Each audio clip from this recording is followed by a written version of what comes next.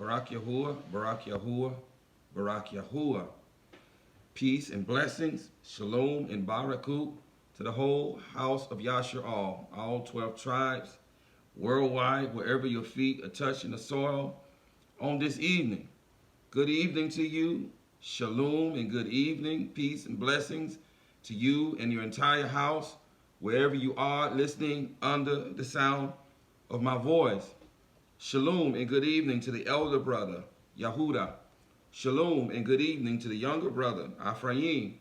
Shalom and good evening to the former stranger, the former foreigner, who was formerly estranged from the everlasting covenant, but having received the Ruach of adoption, the Ruach HaKadosh, the Ruach of Yahushua HaMashiach, and whereby having been engrafted into the olive tree, who is Yahushua, who is YAHUAH'S, and whereby now being privy to the same everlasting covenant and promise and inheritance that was given to YAHUAH'S and to YAHUAH'S alone.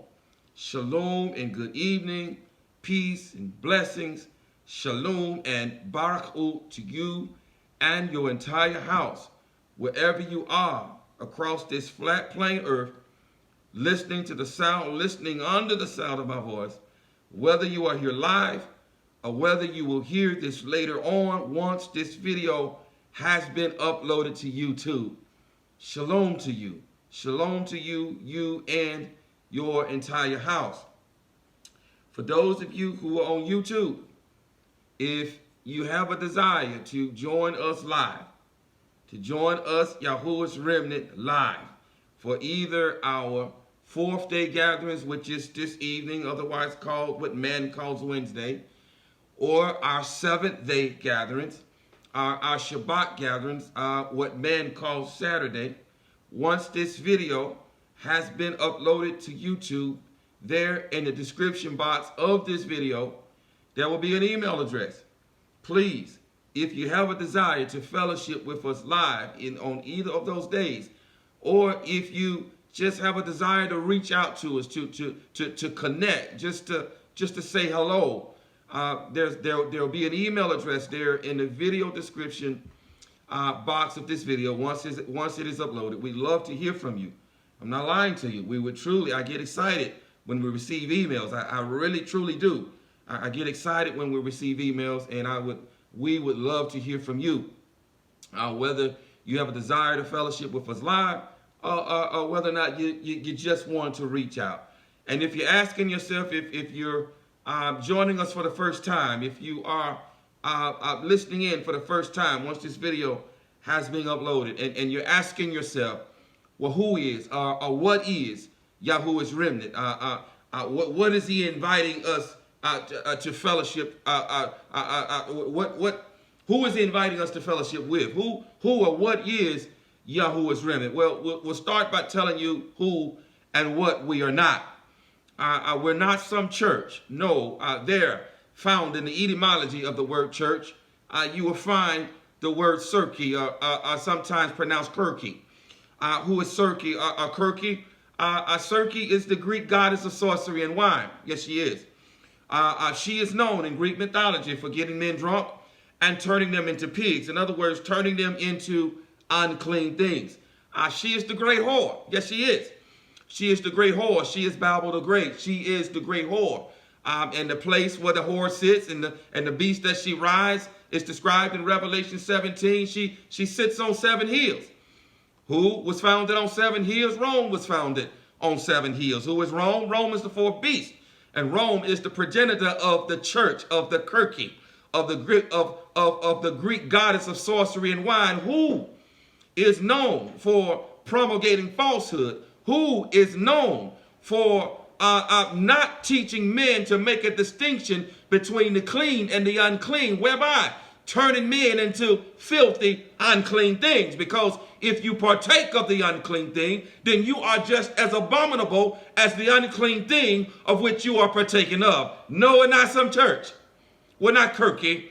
We're not the Greek goddess of sorcery and wine. We're not some 501(c) organization. We're not some camp, and we're not some ministry. We are simply who we are, and that is YAHUAH'S Remnant, his kahal, his ecclesia, his remnant assembly, of whom he is gathering from the four corners of this earth in this season, sealing us with the seal of the living Elohim, sealing us with his breath, sealing us with his Ruach HaKodesh, sealing us in the bond of covenant, sealing us with the seal of redemption, bringing us on board the ark of the covenant just in the nick of time before the proverbial flood waters come upon this earth, before the great distress, before Yahuwah's distress comes upon this earth. This is who we are. This is who we are. We're not some entity. We're not someone that you can control or someone that you can put a title on. We're Yahuwah's remnant.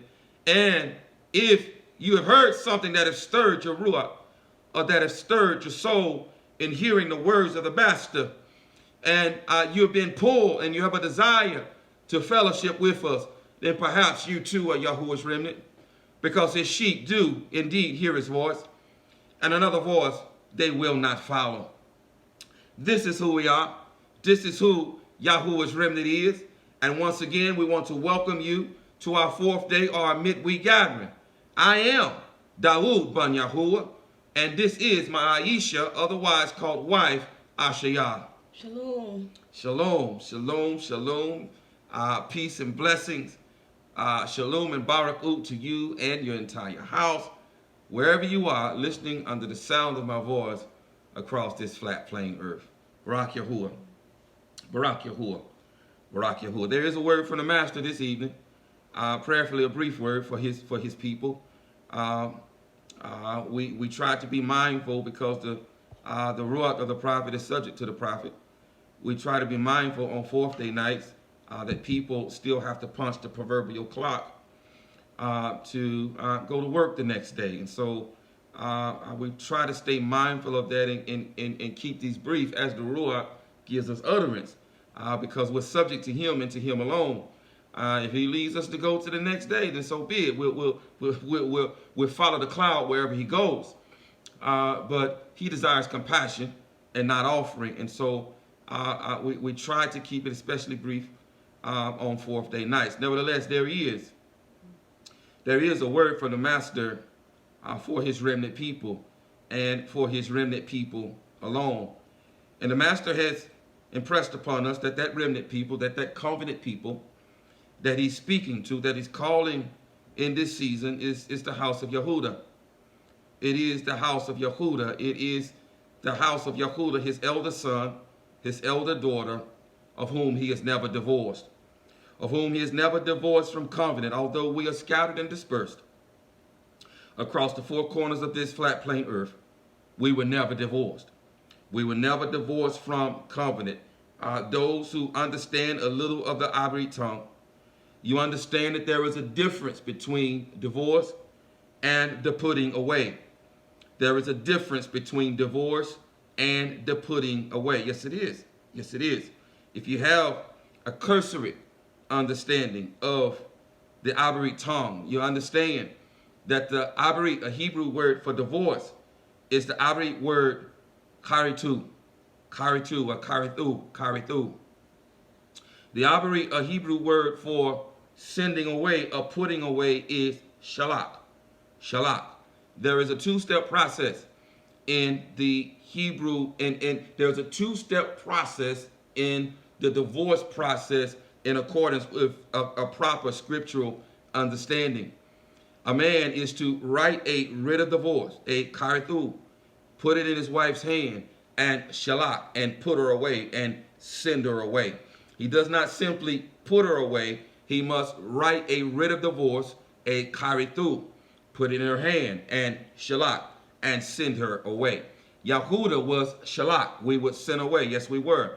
We are here in the land of our captivity. We were shalak and sent away from our land and sent away from the presence of the Master.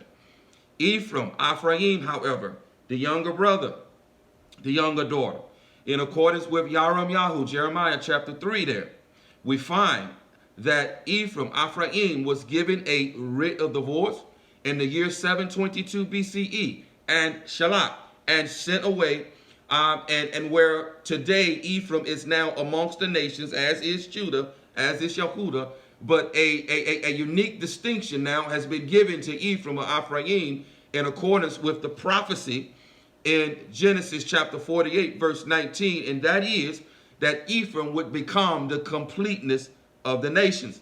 Ephraim, in other words, would become all nations. Ephraim would become, or Ephraim would become every nation, tribe, tongue, and people. Ephraim, who is firstborn. We're not going to, again, we're not going to give you a recap this evening. If this is the first time you are listening to Yahuwah's Remnant, I encourage you to go back to at least Searching for the Ancient Path, part 54, so that you're able to gain an understanding of where the Master has us in this season and what thus says Yahuwah to his people. Nevertheless, Ephraim now has become every nation, tribe, and tongue. Ephraim is also firstborn, the firstborn blessing, the firstborn inheritance, which was given to Yahuwah, and then which was passed down to Yahuseph, commonly called Joseph, was then passed down to his youngest son, Ephraim, Ephraim. Ephraim then took on the name of his grandfather, Yahuwah. Joseph had two sons, Ephraim, Ephraim, and Manasseh. They became two half tribes, where Joseph, Yahuseph, received a double portion in accordance with in accordance with what his father spoke over him, the inheritance that he spoke over him. You're going to receive a double portion, and Joseph indeed has received a double portion in his two sons, Ephraim and Manasseh, Ephraim and Manasseh, a double portion of the inheritance, and which was given to Yahuwah from his father Iscah, and which was given to Iscah from his father Abraham, and which was passed down to Abraham through all the firstborn sons, all the way down to Adam, the firstborn of Yahuwah, his only begotten, his Yahi, the apple of his eye, in which Yasha'al represents, in which Ephraim represents. You see, within the house of Yasha'al is being played out what? The redemption of man, the redemption of mankind. This is why the Mashiach came as who? As the second Adam. As the second Adam. Yahuwah has one son, that is Adam. And by extension, that is Yasha'al. Yahuwah is Yahuwah. He is the all-existent one. He wrapped himself up in flesh in the person of Yahushua HaMashiach and came as his only begotten, and came as his firstborn, and came as the second Adam, Yasha'al. Indeed, Yasha'al is also the second Adam. And so Ephraim is firstborn. He carries the distinction of firstborn. And as firstborn, Ephraim represents mankind. And so when Ephraim comes out of the great distress, this is why it is said in Revelation chapter 7, out of the great distress will come every nation, tribe, tongue, and people. Will come Adam, will come mankind. And the restoration of mankind back into covenant with Yahuwah, of bringing mankind back into the bond of covenant with Yahuwah, will have its conclusion after the great distress. After the great distress.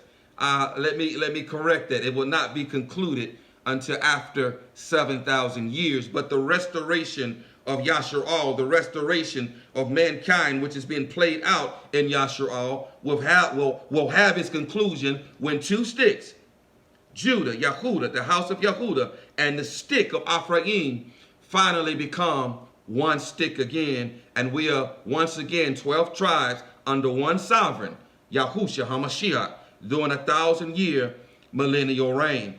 Until that time, 722 BCE, Ephraim, because of whoredom, because of adultery, was given a writ of divorce, and Shalach sent away, where Ephraim remains scattered amongst the nations until this day.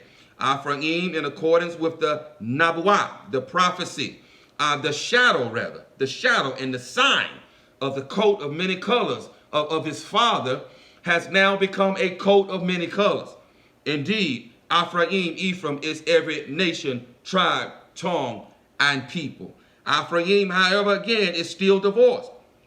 Ephraim was divorced from covenant. Ephraim does not have to remain divorced from covenant, but Ephraim remains divorced from covenant until this day, and Ephraim will not be restored unto covenant as a whole until after the great distress. Even if Ephraim comes back into covenant now, Ephraim must attach himself to the house of Yehudah, whereby becoming Yahudim, provided that they operate and walk as Yahudim, walk as covenant people. And if they do so, the master in this season has given them and given his people a promise that if you guard his word of belief, my covenant people, if you guard my word of belief, my remnant people, if you guard my word of belief, Yehudah, as Yehudah does go first, Yehudah will be the first to be redeemed from the earth and be brought to his Kadosh mountain,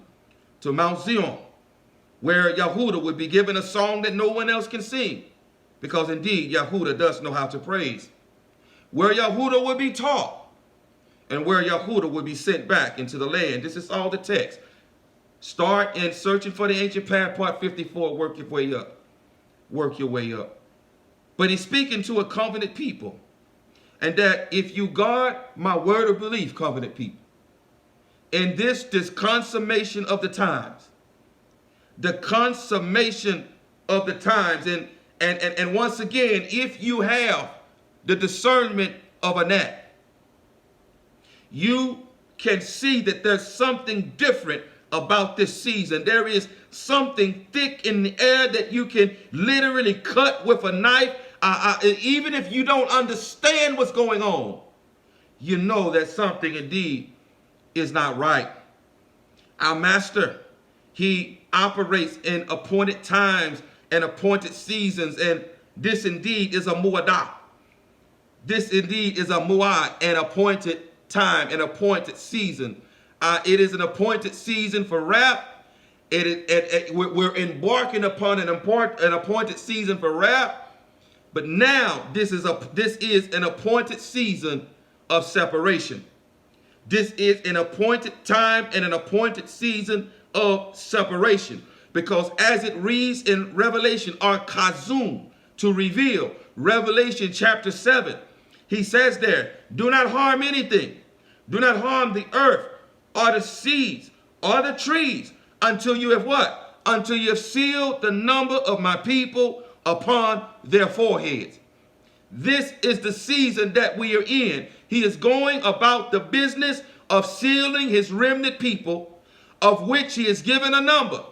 And that number is 144,000 true believers worldwide, of which he's sealing on board the Ark of the Covenant, bringing us in the bond of covenant, sealing us with the seal of the living Elohim in this season, warning to keep us from the hour of trial, from the appointed time that is soon to come upon the whole earth to try it.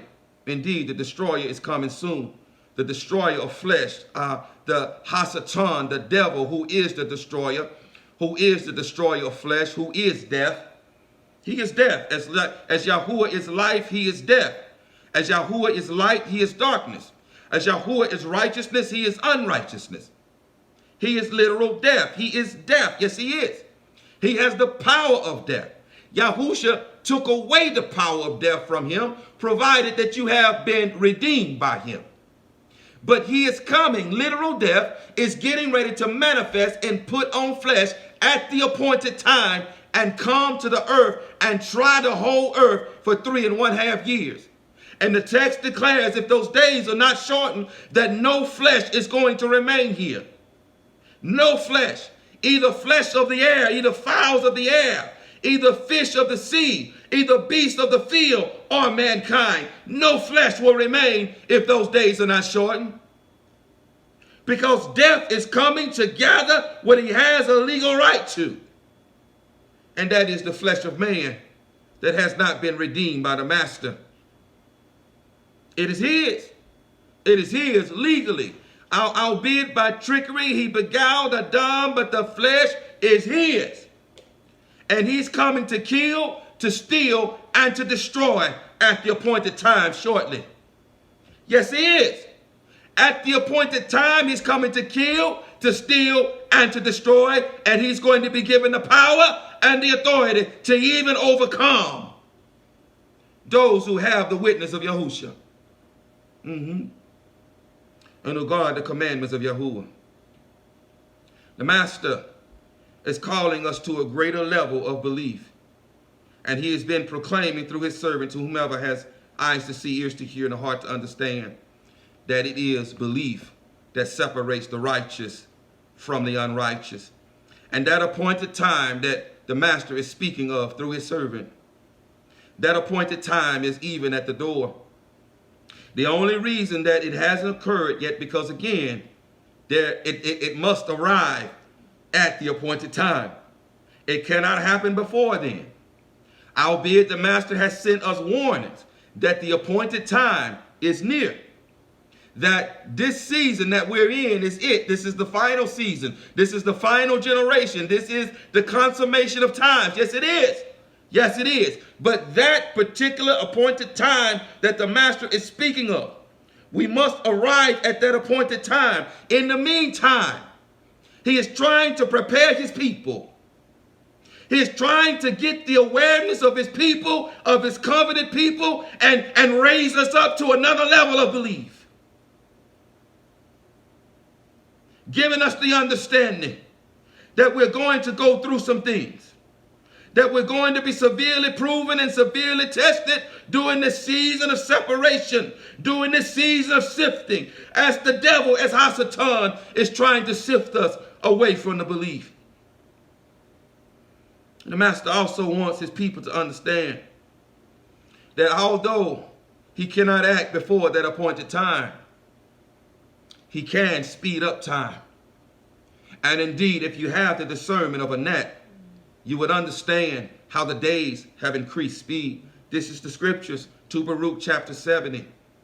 To Baruch, rather. I'm not sure if it's chapter 70 or 70.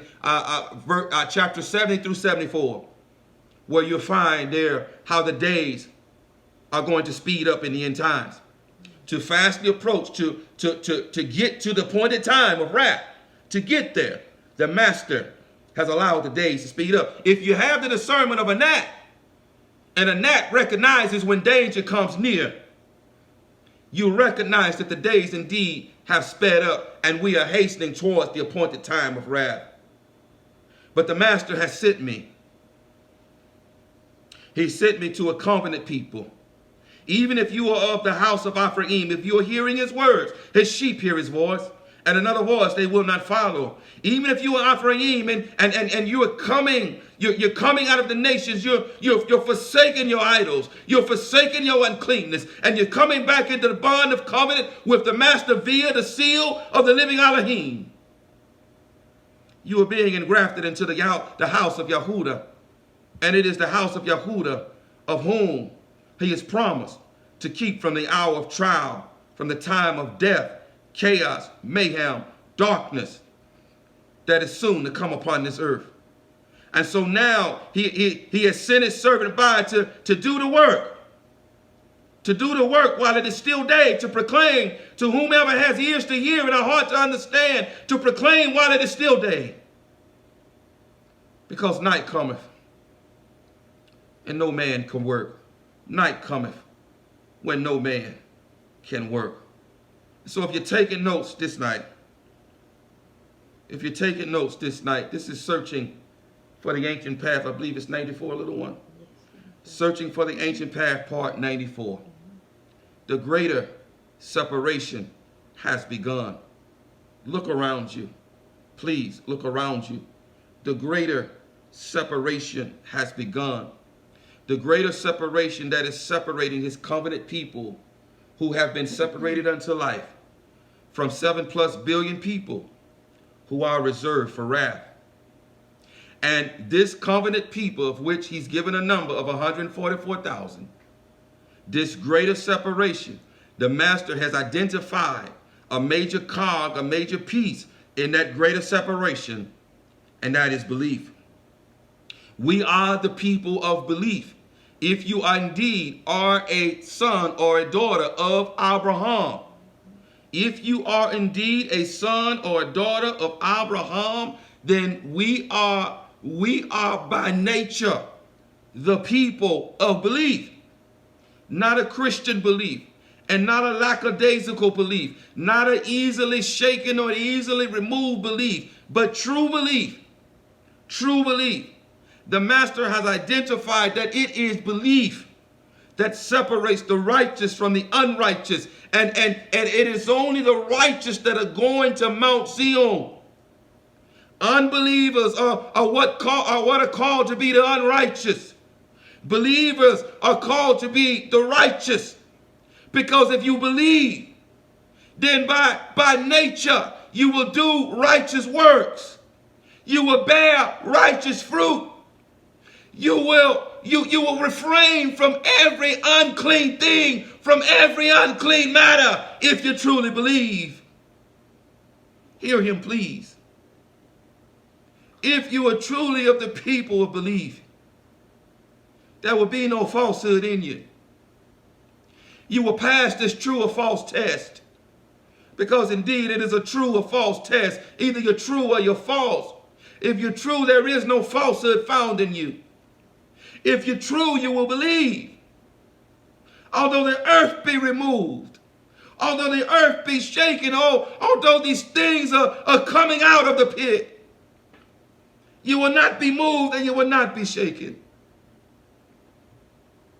And as this greater separation continues, 144,000 are to be separated from 7+ billion, who are to be reserved for wrath, who are to be reserved for correction, for the correcting rod of YAHUAH'S distress, for the disciplinary rod of YAHUAH'S distress. Indeed, this is Ephraim.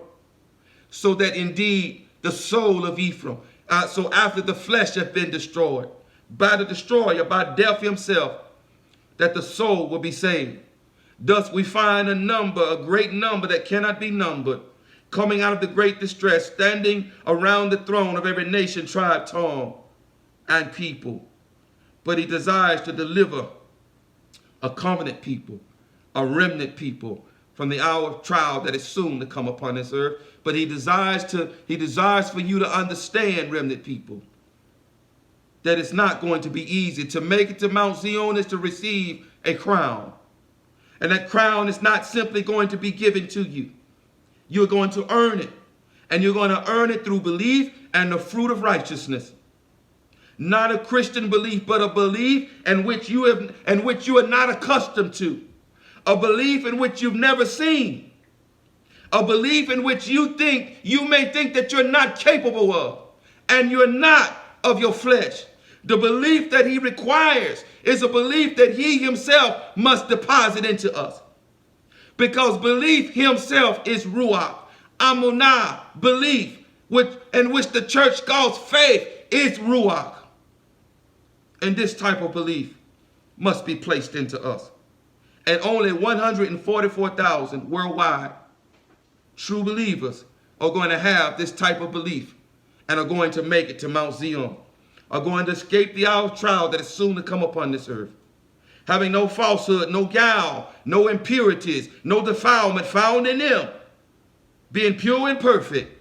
Only these are going to make it to Mount Zion. Because indeed, if you believe, if you truly believe, you will keep yourself pure and undefiled. You will keep yourself as a pure virgin. Yet no falsehood will be found in you. No falsehood will be found in you. And you'll refrain from every unclean thing and follow the Master's voice, the Lamb's voice, wherever he leads you. Searching for the ancient path, Pt.94. The greatest separation has begun. Belief separates the righteous from the unrighteous. Belief, true belief, will save our lives in this season. Hear him, please. True belief will save our lives in this season. Death is coming. Hasatan is death, and he is going to manifest in flesh, and he's coming. He's coming soon. The destroyer comes. And if those days are not short, no flesh will remain. The only way to be delivered, true way to be delivered from him, is to be redeemed from this earth, where we will find 144,000 on Mount Zion, first fruits, who no falsehood is found in them, No falsehood is found in them. No guile is found in them. Being pure and perfect, being virgins, meaning being pure, perfect, undefiled. That's what it means to be a virgin. Having no guile, having no uncleanness found in them. It is these who are going to be redeemed from the earth and saved from the hour of trial that is soon to come upon the earth. Please hear him. Please hear him. Please hear him. For the past year, I have not been able to see, but I see better now than I've ever seen. Because I listen. I listen. You see, the Master has taught me to see not as men see. The Master has taught me to see as he sees. He's taught me to see the heart. He's taught me to see the heart, and the way to discern the heart is to listen. For out of the abundance of the heart, out of the overflow of the heart, the mouth speaks. I listen. I listen, and I listen to those who say that they're Yahudim, who say that they have his Ruach, but the moment they speak, I know that they don't have him, that they are not sealed. Yet many of you have sat under his voice, not mine. You have sat under his voice, some of you for a year, some of you for 2 years, some of you for months, but you've not heard him. You've not heard him. You have not heard him because you still don't bear his nature and his character. No, you don't. And you will have no excuse. In fact, it's going to be worse for you. It's going to be worse for you because you've sat and you've listened, but you have not adhered. But you have not adhered. 144,000 true believers worldwide are going to escape the hour of trial that is soon to come upon the earth at the appointed time and go to Mount Zion. No more. And after he has sealed the number of his people upon their forehead, he will seal no more. He will seal no more. This is an urgent time. This is an urgent season. And he sent his messenger by with an urgent message. Line upon line, precept upon precept. Here a little, there a little. Please hear him. Please hear his words. Please hear him. Here a little, there a little. Searching for the ancient path, part 94. The greatest separation has begun. Belief separates the righteous from the unrighteous. True belief will save your lives. True belief will save your lives. Turn to Malachi, commonly called Malachi, chapter 4. Malachi, commonly called Malachi, chapter 4. Malachi, chapter 4.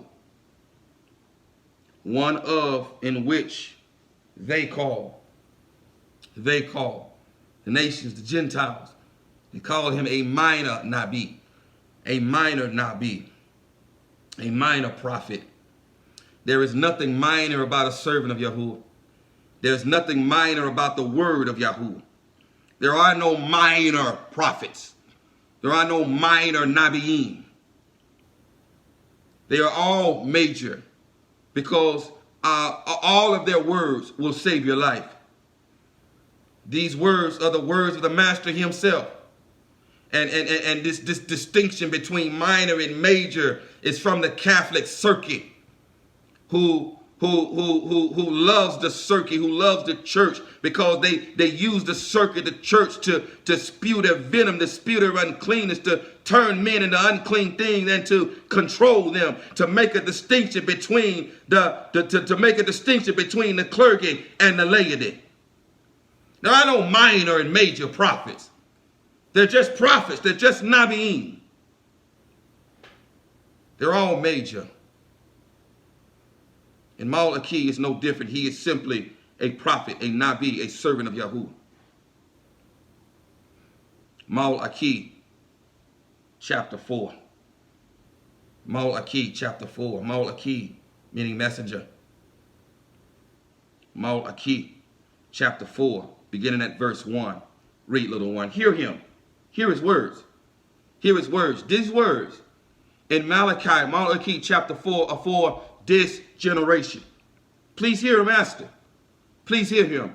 These words are for this generation. Hear him. Hear him. These words are for this generation. Take heed. Take heed and save your life. He has sent his servant by, and all of my being, all of my soul is being poured out unto you to save your lives. All of my being is being poured out unto you to save your lives. Hear him. Hear his words. These words are written to this generation. Malachi chapter 4, beginning at verse 1. Read, little one. For look, the day shall come burning like a furnace, and all the proud and every wrongdoer shall be stubble. And the day that shall come shall burn them up, said Yahuwah of hosts, which leaves to them neither root nor branch. But to you who revere my name, the Son of Righteousness shall arise with healing in his wings. He's coming soon. He's coming soon, but he's not coming to judge the nations until after the great distress. And this is what this speaks of. When fire proceeds from his mouth to destroy the nations that come out to fight him. Fire, and he will leave neither root nor stubble. When fire proceeds from his mouth to destroy the nations that come out to war against him, in accordance with Chazun in Revelation chapter 19, to Esdras chapter 13, Zechariah chapter 14, Ezekiel chapters 38 and 39. This is even at the doorstep. This is for this generation. Hear him. Read. And you shall go out and leap for joy like calves from the stall. And you shall trample the wrongdoers. For they shall be ashes under the soles of your feet. Yes. On the day that I do this, said Yahuwah of hosts, remember the Torah of Masha. Hear him. Hear him. This is for this generation. Remember the Torah of Masha. Not just the Torah of Masha, but the Torah, the prophets, and the writings. Because if you believe, you will obey the Torah. And you will abstain from every unclean matter. And your lives will be saved. He will save your lives. Remember the Torah of Masha. Remember, read. My servant, which I commanded him in Korah, for all Yasharal, laws and right rulings. See, I am sending you all Yahu. See, I am sending you all Yahu. Read. The prophet, the Nabi. The coming of the great and awesome day of Yahuwah. Hear him. Before the great and awesome day of Yahuwah. Before he comes and fire spews out of his mouth, I'm sending you all Yahu, the Nabi. Read. And he shall turn the hearts of the fathers to the children. And he shall turn the hearts of the fathers to the children. And the hearts of the children to their fathers. And the hearts of the children to their fathers. Read. Lest I come and strike the earth with utter destruction. Lest I come and destroy the earth with utter destruction. The destroyer comes. Destruction is coming upon this earth. And he is sent to you. Hear him. He has sent to you a voice crying out in the wilderness. He has sent to you a voice crying out in the wilderness to turn the hearts of the fathers back to the children and the hearts of the children back to the fathers. He has sent me to turn your wicked hearts back to Torah, to teach you his Torah, to save your lives. Hear him. This is for this season. Discern what is being said to you. Discern what is being said to you.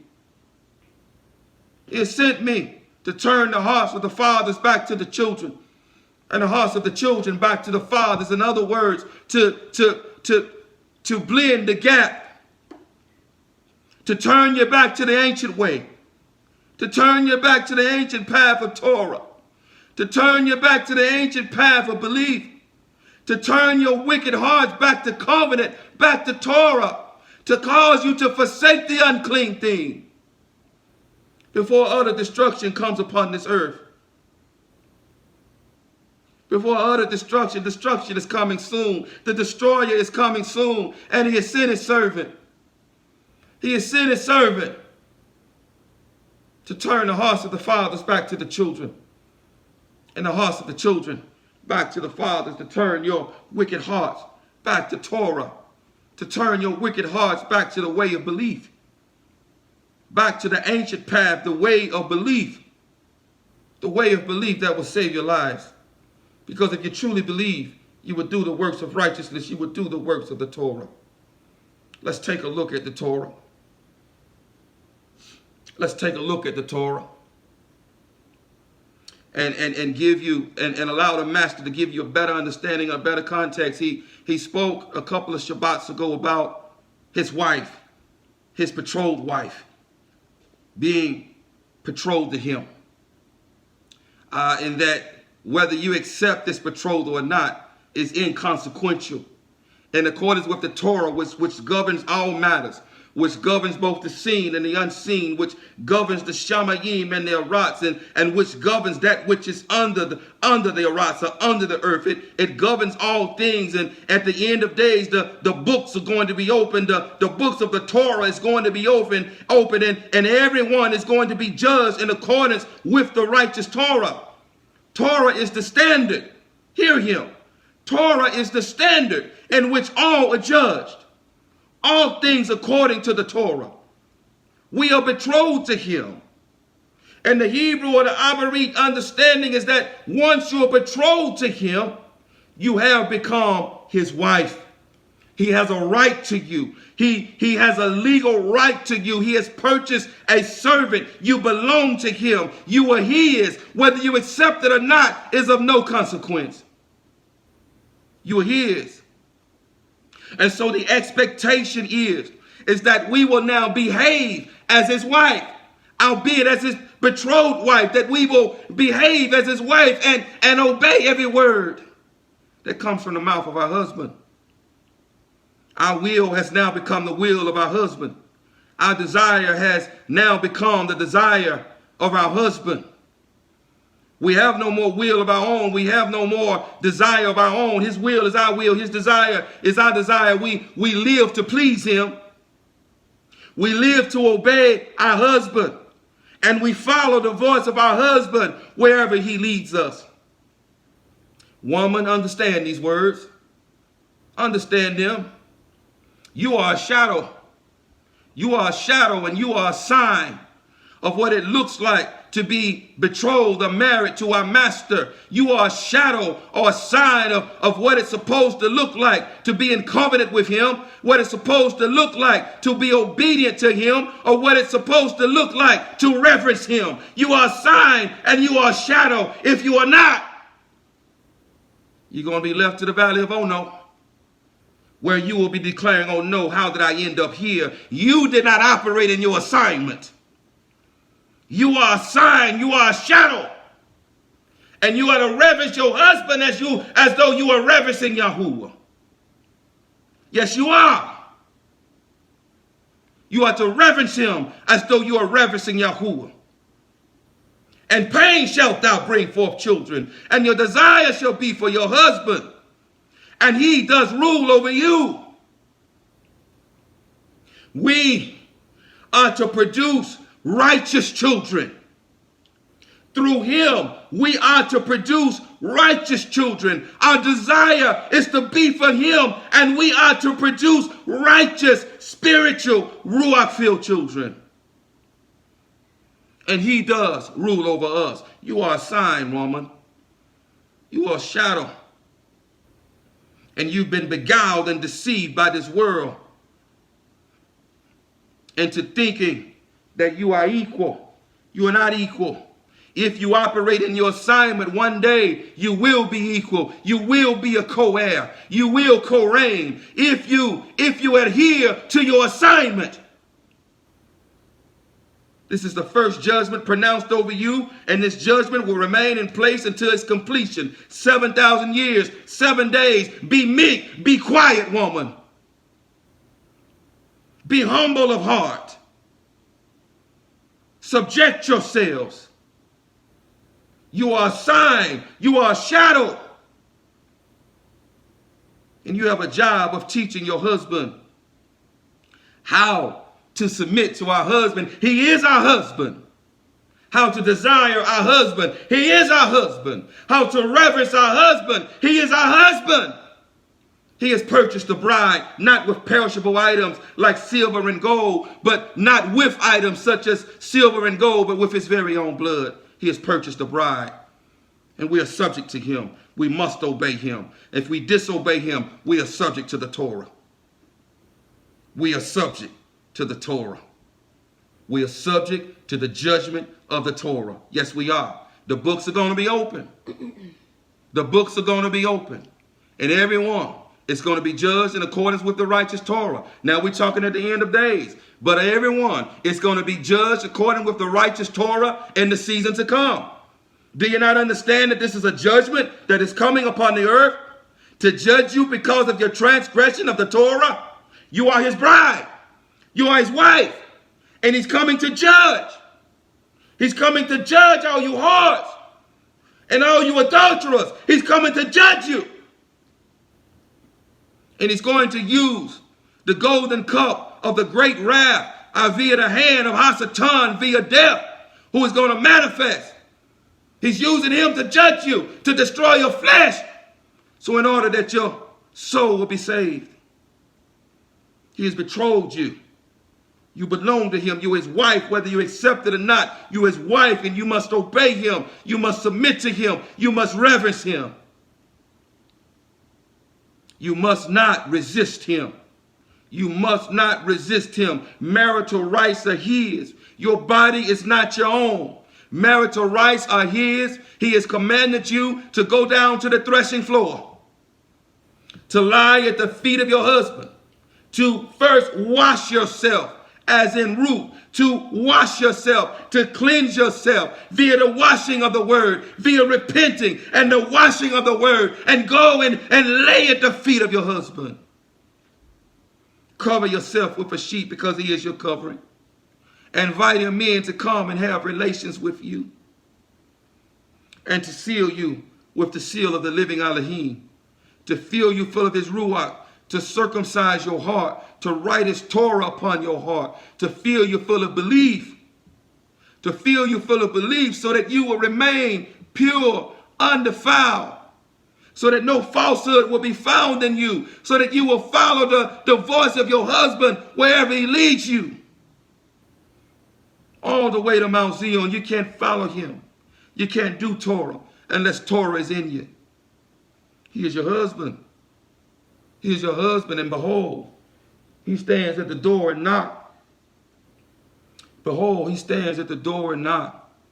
Anyone who opens, he will come in to you. He would come in. He would come in. He would come in. He would come in. As a man goes into a woman, as a man goes into a woman and knows a woman and becomes one flesh with a woman and enters into covenant with a woman, he would come in and he will sup with you.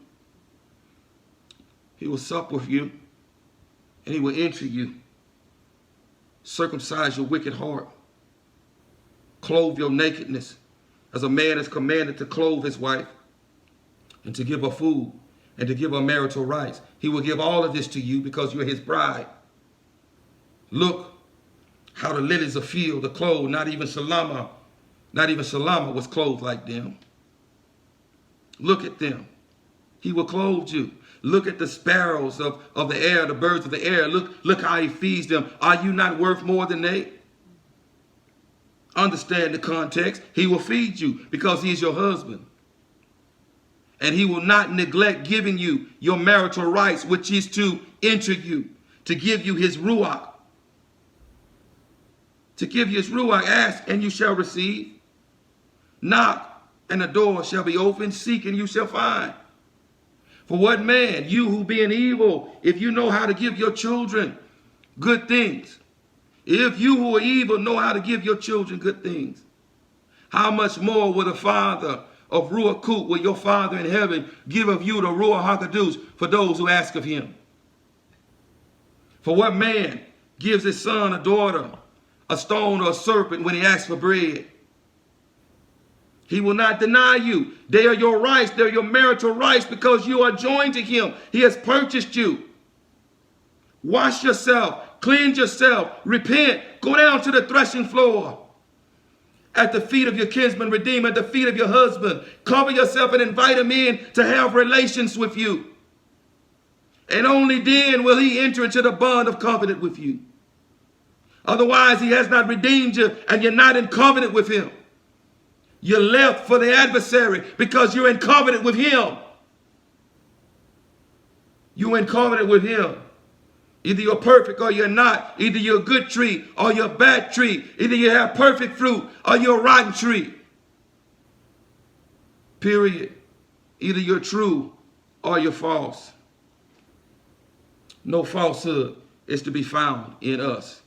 Come on, read, little one. Deuteronomy 22, 13 to 26. Deuteronomy chapter 22. Let's hear the Torah. Let's hear the Torah. Deuteronomy chapter 22. Dabarim chapter 22. Dabarim chapter 22. Beginning at verse 13 and reading down through verse 26. Dabarim, Deuteronomy chapter 22. Beginning at verse 13 and reading down to verse 26. Dabarim, Deuteronomy chapter 22. Beginning at verse 13. Reading down to verse 26. Beginning at verse 13. Hear the words, hear the Torah. Understand that you're his wife. You are betrothed to him. You are betrothed to him. And nothing is hidden from him. Deuteronomy chapter, beginning at verse 13. Read, little one. When any man takes a wife. Hear him. When any man takes a wife. And shall go into her. And shall go into her and shall have relations with her. And shall enter into covenant with her. Read. And shall hate her. And shall hate her. And shall make abusive charges against her. And shall make abusive charges against her. And bring an evil name on her and say. And bring an evil name on her and say. I took this woman, and when I came to her, I did not find her a maiden. Then the father and the mother of the young woman. Listen. Shall take and bring out the proof of the girl's maidenhood. Hear him.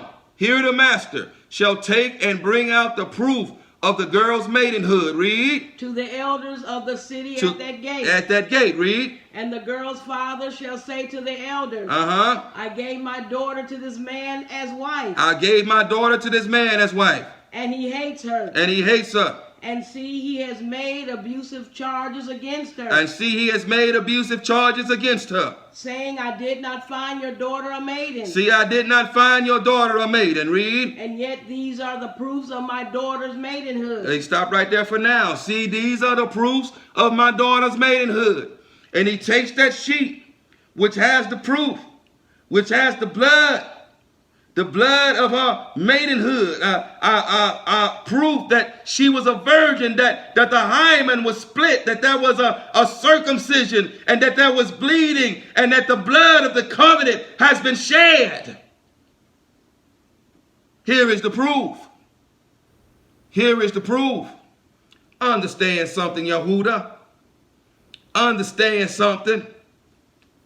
Understand that you are only a virgin. You are only a maiden. You are only pure and undefiled if the blood of the Lamb has been sprinkled upon you. This is the proof of your maidenhood. If he has entered into covenant with you and the sprinkling of the blood has been applied to you, as our ancestors surrounded Mount Sinai after they had entered into covenant with the master. And Masha slew the lambs and he sprinkled the blood upon the people. Symbolic of the blood of the covenant. This same blood is the blood that has purchased you to become his wife. This dam, this blood, this dalat mom. Dalat being meaning of door and mom meaning water, which is a representation of ruach, a spirit. This blood, this dam, is a representation of ruach, having the seal of the living Elohim. The seal of the living Elohim, the greater separation, the ruach of Yahushua HaMashiach, the blood of the Lamb, the blood of the covenant, the blood of the renewed covenant sprinkled upon you. The proof of your maidenhood. The proof that you are in covenant with him. And if you are in covenant with him, this means that you have been reborn. You have been reborn to the newness of life. You have been reborn a maiden. You have been reborn pure and undefiled, not because of your righteousness. We've been reborn pure and undefiled because we are in him and he is in us. He is pure. He is undefiled. There was no guile, no falsehood, no sin found in him. And if he is in us and we are in him, then we are unleavened as he is unleavened. Thus, the meaning of Revelation 14, that these are maidens, they are pure, they are undefiled. There is no falsehood found in them. The blood of the Lamb, the proof of their maidenhood, has been sprinkled upon them. Understand this. The blood of the Lamb has been sprinkled upon them. Thus they have the proof of their maidenhood. And it is these who by belief have this proof of maidenhood and who walk in the light as he is in the light, so that we have fellowship with him. And the blood of Yahushua, the blood, the dove, cleanses us from all sin. Cleanses us, presenting us unto him as pure maidens, as pure virgins, undefiled, with no falsehood found in us. By belief, he's purchased you. He's purchased you. And whether or not you receive that truth or not is of no consequence. He's purchased you. He has bought you.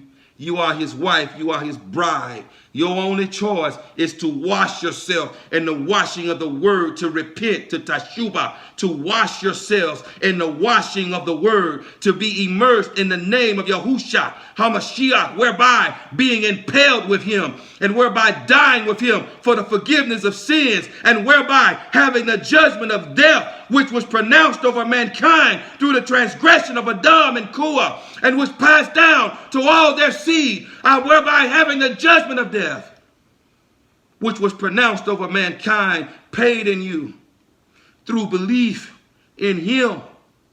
When you are immersed into his name, you are being impaled with him. You are dying with him. You are shedding blood with him. Thus the wages of sin is death, and you are being buried with him and resurrected to the newness of life. And as a renewed creature, as a renewed wineskin, he would then pour renewed wine into you and enter into the bond of covenant with you. And you too will have the proof of maidenhood, the sprinkling of the blood, the sprinkling of the blood of the renewed covenant applied to your garments. You will have the proof of maidenhood, and you will walk as a maiden. You will walk pure. Understand the context. You will walk pure and undefiled, having no falsehood, no guile found in you. And it is these, in accordance with Revelation 14, Kazon 14, it is maidens, pure virgins that are going to Mount Zion. Pure virgins that are going to Mount Zion. I call your attention once again to the Torah, that he has purchased you. What if though? But what if this accusation is true here? But what if this accusation is true? He has went in and he has tried to go in or gone in and he did find her defiled. He did find that there was an unclean matter about her. He did find that she was not pure, that there was falsehood in her. What about her? What happens if he goes in and the matter is true? Come on, read, little one. And they shall spread the garment before the elders of the city. And the elders of that city shall take that man and punish him. Yes. And fine him 100 pieces of silver. And give them to the father of the young woman. Come on. Because he has brought an evil name on the maiden of Yasharal. And she is to be his wife. He is not allowed to put her away all his days. He will not put you away throughout eternity. If you're his wife, if you're found to be pure, undefiled, unblemished as he is, he will not put you away all your life. You're going to be his wife throughout eternity if you have the proof of your maidenhood. the sprinkling of the blood, the dam, the YAHUAH'S, the seal of the living Elohim upon your forehead. Go and lay at the feet of your husband. He has the right to. Cover yourself up and invite him in to have relations with you. But don't go down there if you're whoring. Don't go down there if you're whoring. You first repent and wash yourselves. You cry out to him and you repent. It's not enough to confess. You must repent. He will not lie with a whore. He will not lie with a whore. Cleanse your hands, ye sinners. Cleanse your hands. Allow him to wash your wicked heart. Turn from your wicked ways. He will not lie with a whore. But if this matter is true, come on, read, little one. But if the matter is true, that the girl was not found a maiden, then they shall bring out the girl to the door of her father's house. What happened? And the men of her city shall stone her to death with stones. Because she has done wickedness in Yasharal. To whore in her father's house. To whore in her father's house. To whore in her father's house. Hear him. The Mashiach is coming back for 144,000 virgins, maidens, true believers who believe. And because they believe, they abstain from every unclean matter.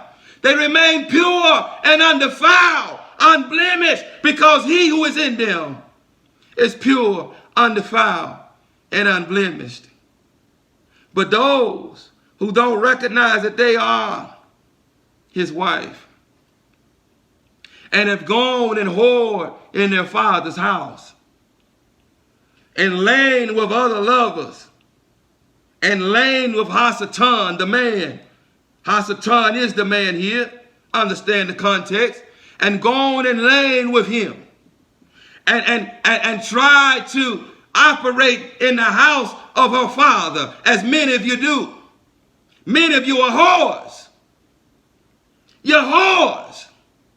But you're here under the guise that you're a virgin, you're a maiden, you're a liar, and the truth is not in you.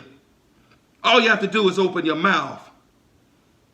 The proof is not on you. The blood of the Lamb is not on you. The proof of your maidenhood is not on you. 7+ billion who don't understand that he has betrothed them are going to be left for the destroyer, for their husband, for the destroyer of flesh. As this woman is destroyed by stoning, they're going to be destroyed by the destroyer. Their flesh is going to be destroyed so that perhaps their souls will be saved. Because they did not recognize the bride's price that has been paid for them, the great bride's price that has been paid for them, and they did not wash their robes. But they will wash their robes in the fires of the great distress when the destroyer, when death comes to destroy all those who have lain with another husband, and the matter has been found to be true. They didn't have the proof of their maidenhood. They did not have the proof of their maidenhood. And Baruch are those whose flesh is destroyed during the great distress, to be delivered so that their souls are saved. Because there are many of the nations, as the Master has given us understanding. Indeed, Ephraim is every nation, tribe, and tongue. But make no mistake, not everyone in every nation is Ephraim. Ephraim is in every nation, tribe, and tongue. But not every nation, tribe, tongue, and people is Ephraim. Some of them are going to be destroyed by the breath of his mouth, by the fire that proceeds from his mouth. And for them, when the books are open, around the great white throne, when the books are open, because they remained in their falsehood unto death. When the books are open and they're judged according to the Torah, and they're found not to be maidens, not to have had the sprinkling of the blood upon them. Do you not understand that you cannot come before Yahuwah without the sprinkling of the blood upon you? Without the proof of your maidenhood? Nothing unclean can come before him. Nothing defiled can come before him. We must have the proof of our maidenhood. And all of those who are going to be destroyed, they will be destroyed in the second death, in the lake that burns with fire, along with the man. Understand the Torah. Understand the Torah. Go down to the feet of your master. Cover yourself. Invite him in to have relations with you. Enter into the bond of covenant. Receive the sprinkling of the blood of the renewed covenant upon you, so that you have the proof of your maidenhood. And so that he writes this Torah upon your heart and covers your nakedness and removes the shame and the degradation of Egypt from you. So that you begin to follow his voice wherever he leads you. So that he fills you full of belief. The belief that will save your life. The belief that will lead you to Mount Zion, where 144,000 pure virgins will be gathered. Having no falsehood found in them. Having no defilement found in them. Standing, presenting themselves before our husband, Yahushua HaMashiach, who has purchased and redeemed us. Come on, keep reading, little one. Thus you shall purge the evil from your midst. And he will. He will. All the evil is going to be purged from our master's midst. Around that great white throne, all evil is going to be purged from his midst. Not only that, but soon, shortly, all evil via the fires of the great distress are going to be removed from this earth. Yes, it is. All evil. When he returns, he's going to seize the beast and the false prophet and throw them into the lake that burns with fire. At the same time, he's going to send his messengers to seize Hasatan and lock him up in a pit for 1,000 years. At the same time, he's going to send his messengers to the four corners of the earth and to remove all stumbling from the earth and to remove all things that cause stumbling and cause men to sin. He's going to remove all wicked ruach from the earth and toss them into the eternal lake of fire. So all evil, even after the great distress, the fires of the great distress is going to purge the earth and remove the earth and remove all evil from the earth and purge the evil from his midst and purge the evil from out of our midst. After 1,000 years, Hasatan is going to be let loose for a little while to deceive the nations once again.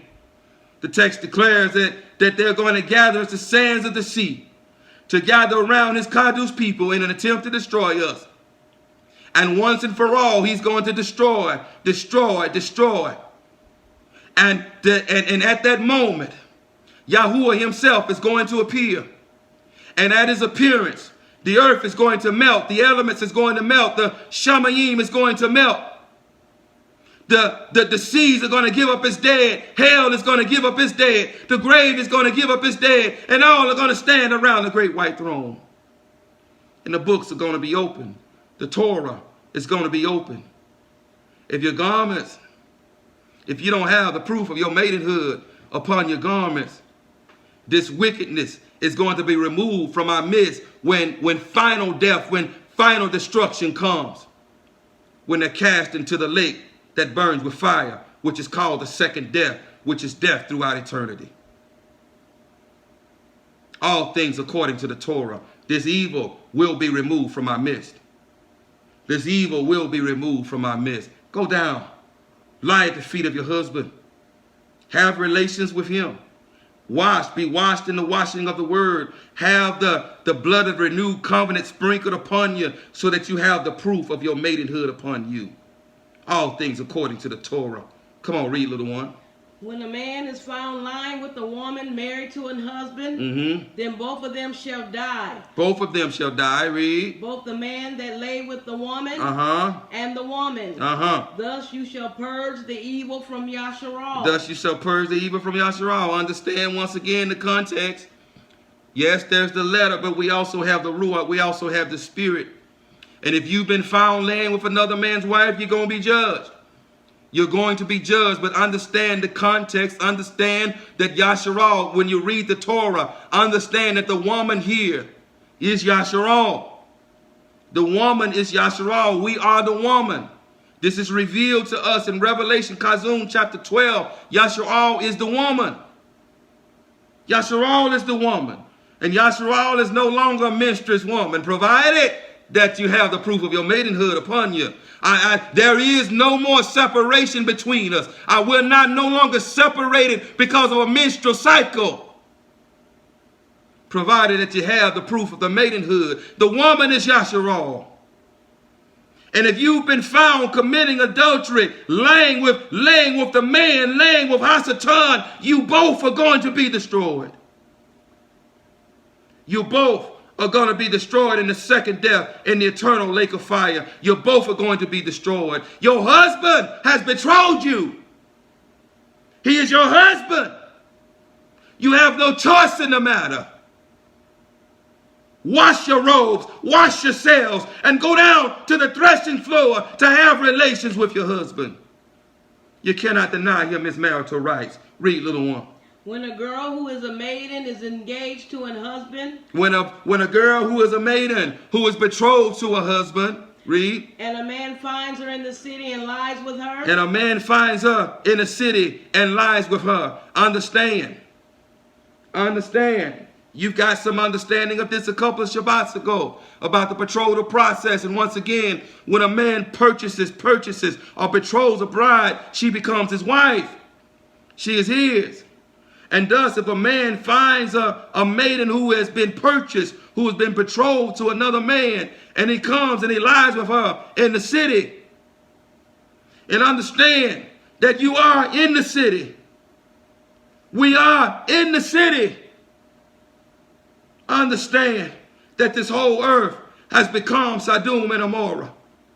You are in the city. I don't care where you're at. You are in the city. This whole earth has become Sodom and Gomorrah. This whole earth has become Babel of Babylon. You are in the city. This whole earth has become Egypt.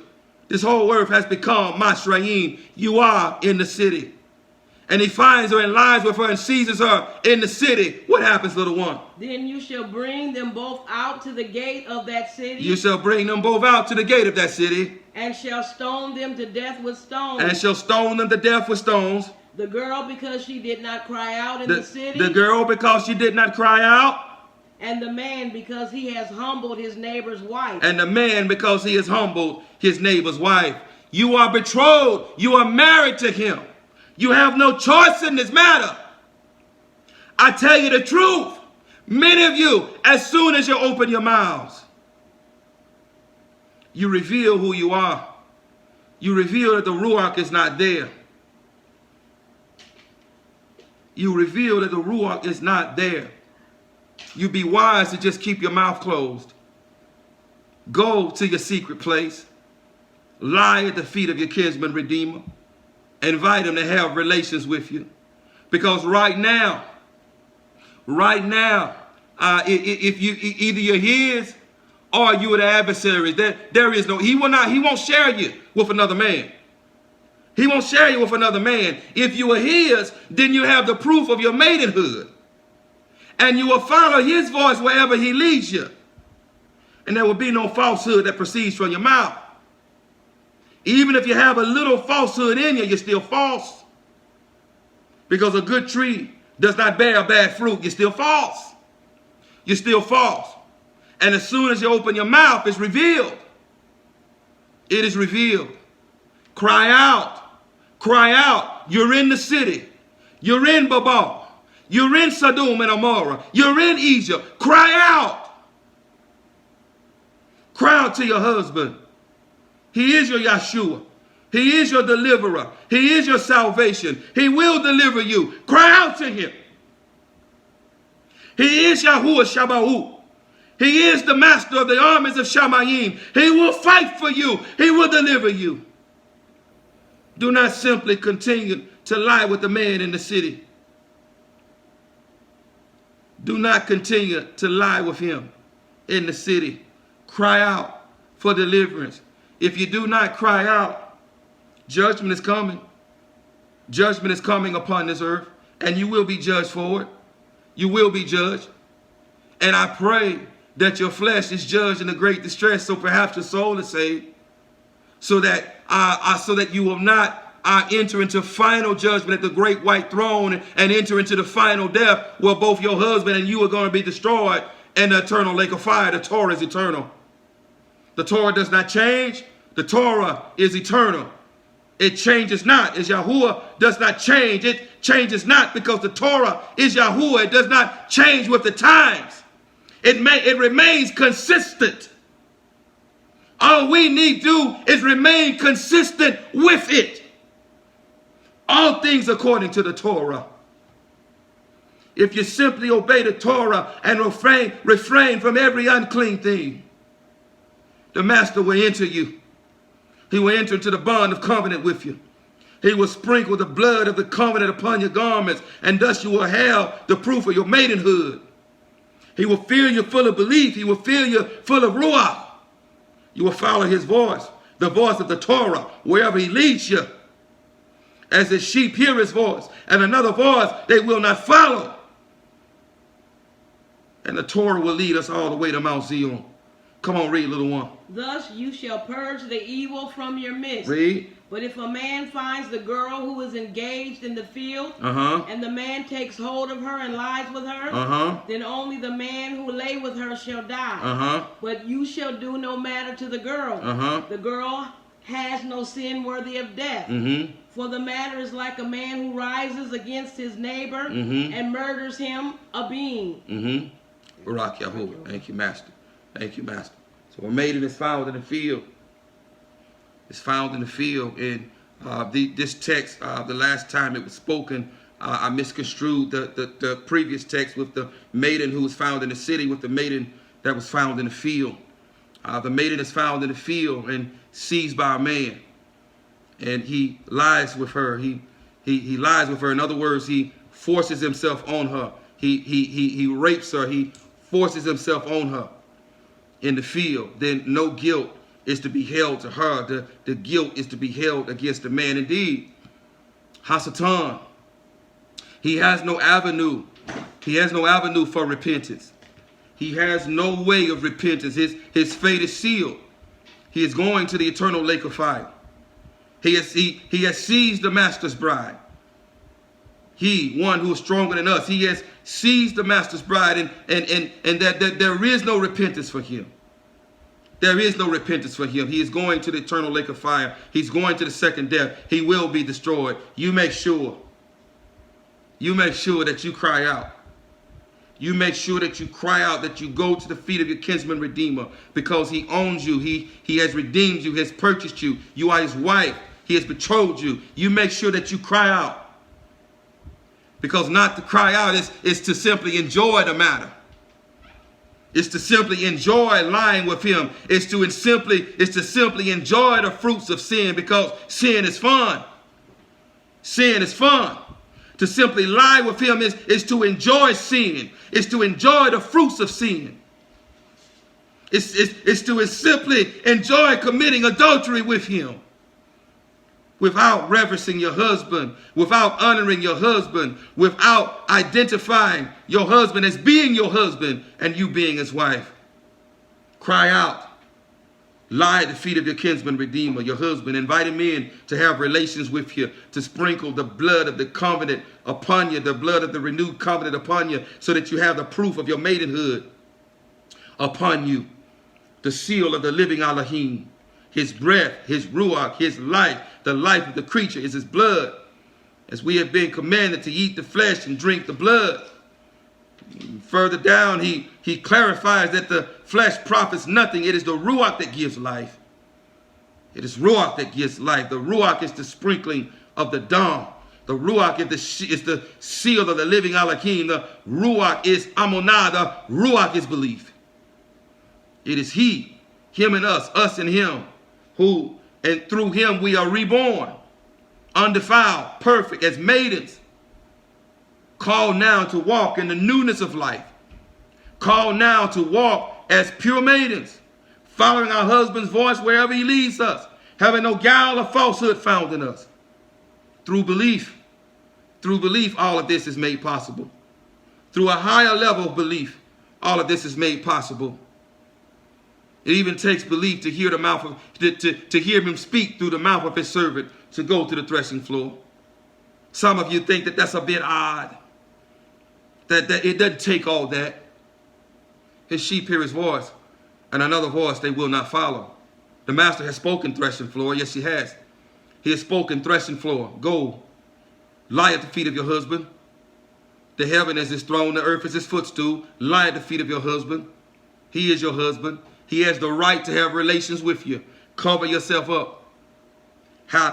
Invite him in to enter in, to come into you, to sprinkle the blood of the covenant upon you so that you have the proof of your maidenhood, and so that you will live and escape the hour of trial that is soon to come upon this earth, so that you will live,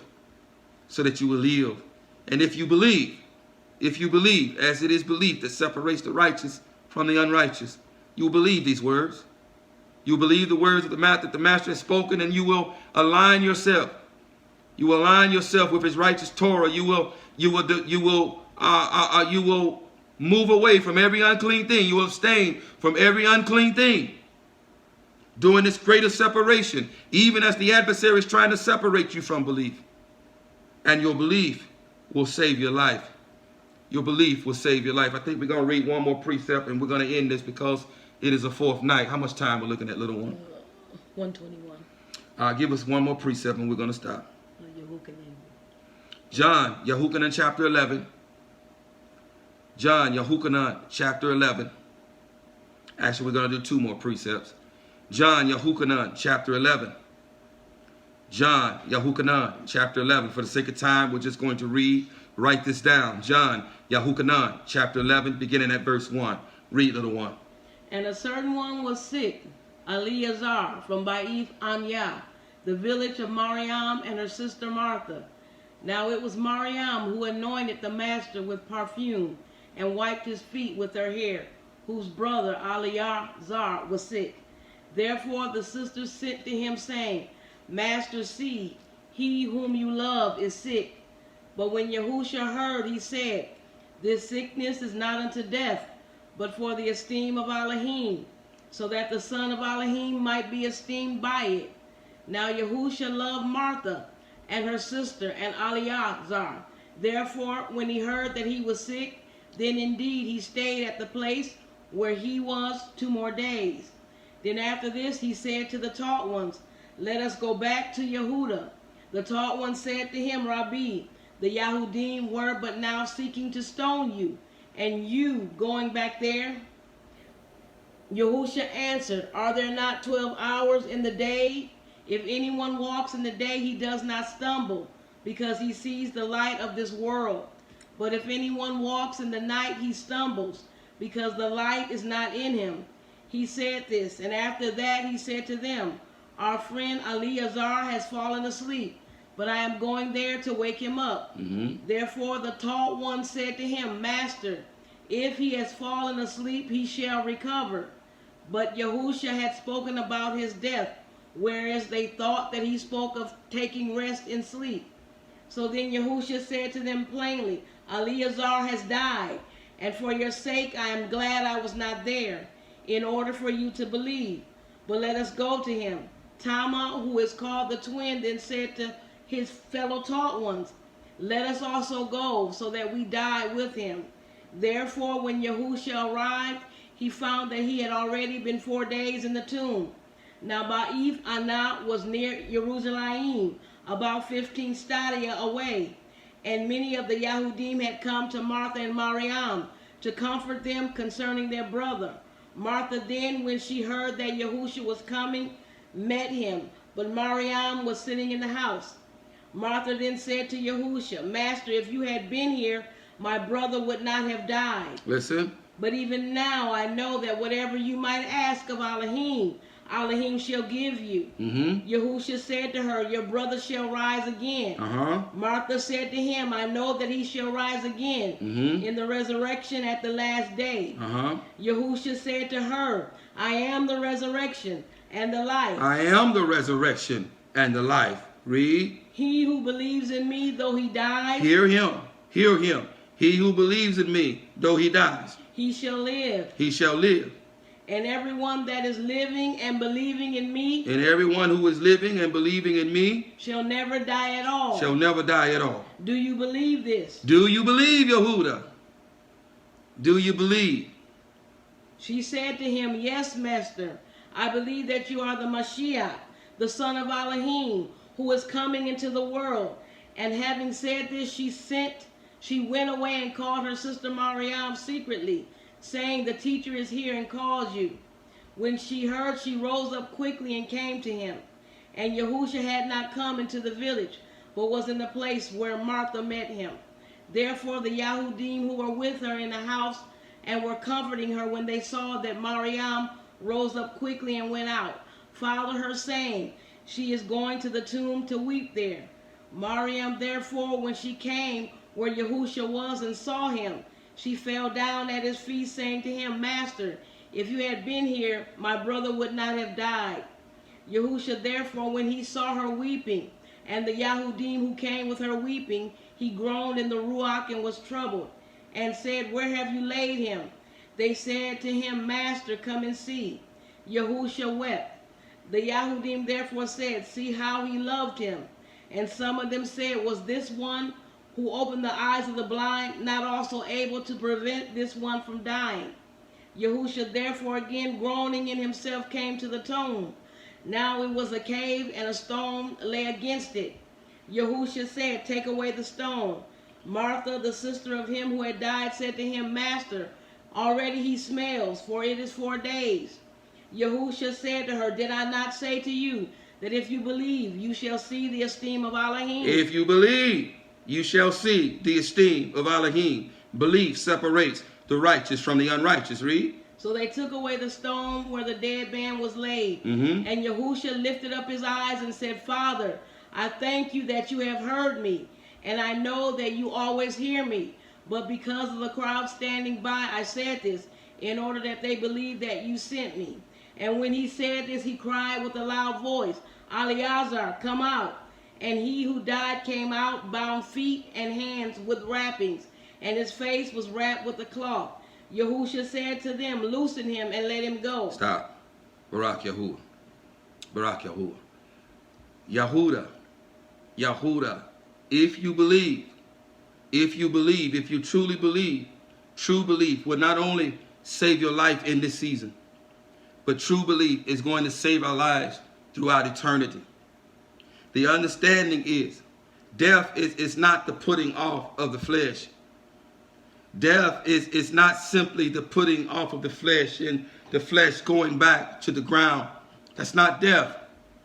It's not death. Death is void of Ruach. It's being void of Ruach, being void of life. And even if you are walking around and void of Ruach and void of breath and void of wind, you're still a dead man, a dead woman walking. You're still a dead, sticky thing. But the understanding is, it's not the flesh going back to the dirt. This is not death. Death is separation from Yahuwah. Death is separation from him. Hear him. You must have this understanding in this season. You must have this understanding so that you are immovable in your belief, so that you do not fear death, so that you are immovable, unshakable in your belief. Death is not the putting off of the flesh. Death is separation from Yahuwah. Thus the eternal lake of fire, eternal separation from Yahuwah, is the final death. Not even hell is the final death. The eternal lake of fire is the final death. And thus the Master says, whoever believes in him, though they die, they will live. And whoever believes in him, found living, they will never die. They will never die. The understanding is this, Yahudah. If the blood has been sprinkled upon you, if the blood has been sprinkled upon you and you are in the bond of covenant with him, you have received this Ruach. Even if you die, if you die, if the flesh dies, that there is no death, because there is no more separation from him. The veil of the temple, the veil of the Ha'iko has been torn in two. There is no more separation. There is no more death in him. Even if we have to give up these bodies, there is no more death. There is no more separation in him. if you have received this breath, if the blood of the renewed covenant has been sprinkled upon you, you'll never die. You'll never be separated from the Master. Do you believe, Yahuwah? Do you believe? Do I believe that we will be transitioned to Mount Zion? Yes, I do. But you must have the belief that even if you have to face death, that you have this understanding so that your belief will not fail you. Because if your belief fails you, you will die. You will die. Only 144,000 true believers are going to Mount Zion. 144,000 true believers are going to Mount Zion. There is no more separation, Yahuwah. The veil of the temple has been torn in two. We have been brought back into the presence of the Master in Yahushua HaMashiach, provided that we are in him and him in us. There is no separation. There is no death. This is not death. Death is separation from the Father, who is life. He is life. He alone is life, and if we are in him, we will never be separated from life. We will never be separated from life again, ever.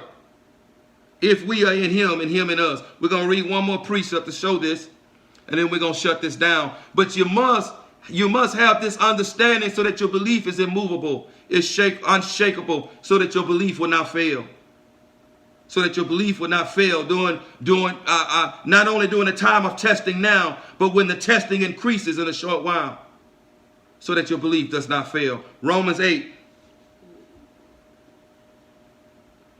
Romans 8. Is that the next one, little one? Mm-hmm. Romans 8. 28 to 39. Beginning at, I think I want you to start by verse 34, little one. Okay. Romans 8, beginning at verse 34. Come on, read, little one. Who is he who is condemning? Actually, start at 33. Start about 33. Who shall bring any charge against Elohim chosen ones? Mm-hmm. It is Elohim who is declaring right. Uh-huh. Who is he who is condemning? Uh-huh. It is Mashiach who died. Mm-hmm. And furthermore is also raised up. Mm-hmm. Who is also at the right hand of Elohim. Mm-hmm. Who also makes intercession for us. Mm-hmm. Who shall separate us from the love of Mashiach? Hear him. Who now shall separate us from the love of Mashiach? Who shall separate us from Elohim? Who shall separate us now? There is no more separation. There is no more uncleanness. There is no more menstrual cycle. There is no more leprosy or running sores or touching of dead things. There is no more separation. Hear him. The everlasting covenant has been restored. And if it has been renewed in you, via the shed dam of Yahushua HaMashiach being sprinkled upon you, having the proof of your maidenhood, him entering you, you and him and you, there is no more separation. There is no death. The flesh going to the dirt is not death. The Master said he sleep. That's going to sleep. There is no more death. If we are in him and him in us, there is no separation. There is no more separation between us. And I am persuaded now that what?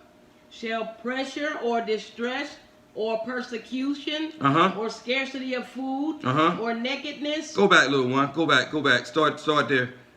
What shall death? For I am persuaded.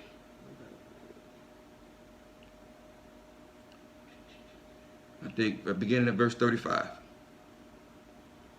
Who shall separate us from the love of Mashiach? Shall pressure or distress or persecution or scarcity of food, or nakedness, or danger, or sword, as it has been written, for your sake we are killed all day long. Sword means death. Come on, read. We are reckoned as sheep of slaughter. But in all this we are more than overcomers through him who loved us. For I am persuaded that neither death, nor life, nor messenger, nor principality, nor power, neither the present, nor the future, nor height, nor depth, nor any other creature, shall be able to separate us from the love of Elohim, which is in Mashiach Yahushua our Master. Not even death can separate us, Yahuwah. Do you believe? That's the question. Belief will lead to this. Belief will lead to life. Belief will lead to life on Mount Zion. Belief will lead to life everlasting. And you must have this unmovable, unshakable belief. Because we are more than likely going to face death in this season. But we must be immovable, unshakable in our belief. There must be a higher level of belief. That belief must be in us. That I'm not afraid. I'm not afraid to die. I believe, yes, I believe that I'm going to Mount Zion. But even if I perish now, I know through belief, my unshakable belief, via the word of Elohim, in which a believer holds on to, in which a believer does not need signs or wonders, just the Torah, the prophets, and the writings, inclusive of the writings, the Barit Kadashah writings. We only need the written word of Elohim. Because of what is written, the written word of Elohim. Even if I have to perish right now, even if my flesh has to perish, there is no separation. There is no death. There is no more separation, because the everlasting covenant has been renewed. And the everlasting covenant cannot be broken. And if I am in covenant with my master, if I have the proof of my maidenhood, if the blood has been sprinkled upon me, which is proof that the seal of the living Elohim is upon me, which is proof that he is in me, I in him, he has entered me.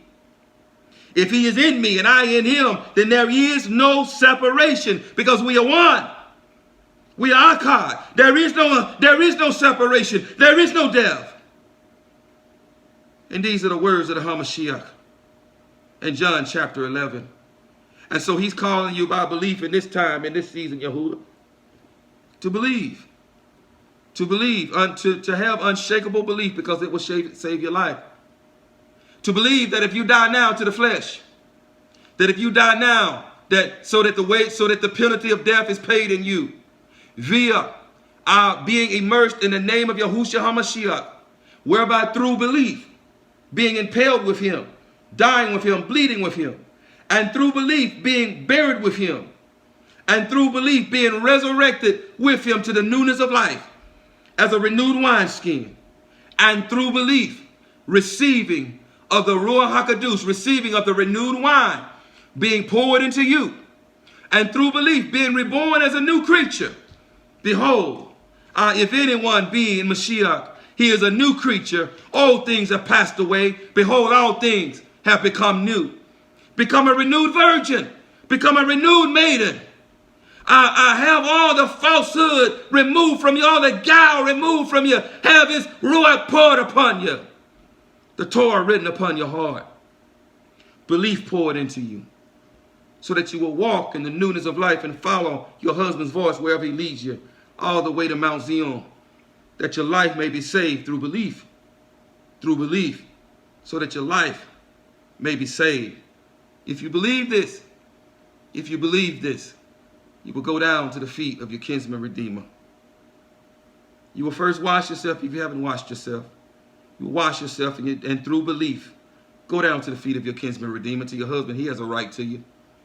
Invite him in to have relations with you, to enter you as a man enters a woman, and to enter into covenant with you, whereby assimilating an outward circumcision, because he will circumcise your heart, but whereby assimilating an outward circumcision, because at that moment he's going to sprinkle the blood of the covenant upon you. The sprinkling of the blood will take place, and you will have the proof of your maidenhood. And perhaps Yahudah, I'm only talking to Yahudah, and perhaps if you continue to walk in the light as he is in the light, and allow the blood of Yahushua to cleanse you from all unrighteousness, as you are now in fellowship with him, and you are now unleavened as he is unleavened, perhaps this will lead you to Mount Zion, where you will be given a song that no one else can sing. Thank you, Master, for your words. Thank you for your truth. It is my prayer as always that your word is going across to the four corners of this earth as a hammer that shatters, shattering hard soil, making it fallible and conducive to the planting of seed, shattering chain and shackle, releasing your people from the bondage of Egypt, from the bondage of darkness, redeeming them from death, bringing them into your marvelous light, bringing them, redeeming them from death to life. It is my prayer that not one word is falling by the wayside, and that not one word is falling on shallow soil. That not one word is falling amongst thorns, but that this word indeed has fallen on prepared soil, made conducive to the planting of seed, such that your Ruach HaKodesh, the living water, will come and water that seed, will fertilize that seed, so that that seed will begin to bear life, so that that seed will conceive, so that that seed will birth and birth new life, will birth the life of a righteous plant, a righteous tree, grown from the stump of Yeshayi, as a branch of Yeshayi, as a branch of Natsah, as a branch of Ha-Natsah, the branch becoming branches of him, growing up to becoming a mighty vine, a mighty branch, a mighty tree, producing the fruit that leads to everlasting life. In the name of Yahushua HaMashiach, I pray. So be it. For those of you on YouTube, we thank you once again for stopping by to join us on YAHUAH'S Remnant Meet Week Gathering. We pray that once again that words have been spoken to shake you and to cause you to fall at the feet of your kinsman Redeemer. In this Mu'adah, in this consummation of the times, in this urgent season, to seek him, to have relations with you, to enter you as a man enters a woman, to sprinkle the blood of the covenant upon you to have the proof of your maidenhood, to enter into the bond of covenant with him. Once again, if you have a desire to join us live, either on our fourth day gatherings or our Shabbat gatherings, there'll be an email address listed in the video description box once this video has been uploaded that you may contact us with. Until we meet again, Yahuwah barak you and guard you. Yahuwah make his face shine upon you and show favor unto you. Yahuwah lift up his face upon you and give you shalom. Thus you shall put my name on the children of YAHUAH, and I myself shall barak them. So be it, so be it, so be it. Shalom.